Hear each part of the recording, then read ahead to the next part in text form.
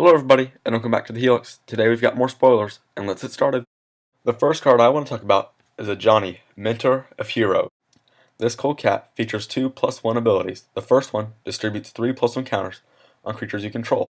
The second one allows you to search your top 4 cards for an aura, a planeswalker, or a creature.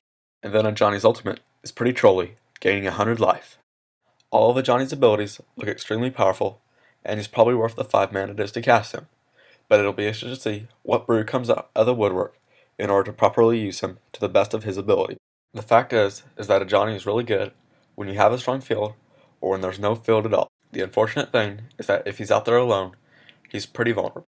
Our next card, Dictate of Crucifix, is just asking for someone to break it. This card in particular makes me think that Fog or decks like it that don't interact with the opponent very much might be solid choices because they only lose against cards like Fanatic of Mogus and Gary. Speaking of the lovable blob in the background, Crucifix is our next god.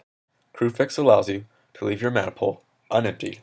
This means that a deck can leave counter magic open and then have more mana in its mana pool for whatever it didn't use to interact with the opponent.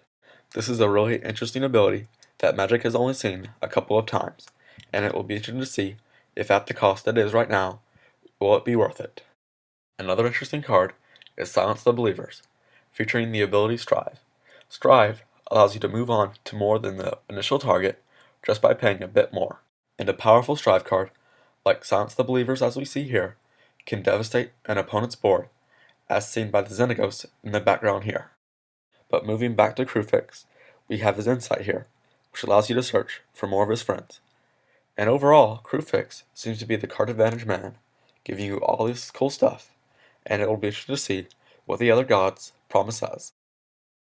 Moving on to less distressing things, Sage of Hours has to be one of my favorite mythics we've had in a while.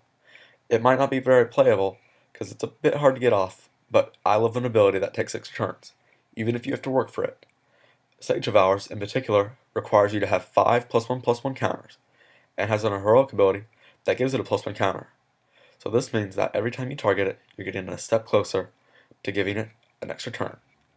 This also means that you can have other cards that give it +1 as well, like this shiny new Johnny that we just got.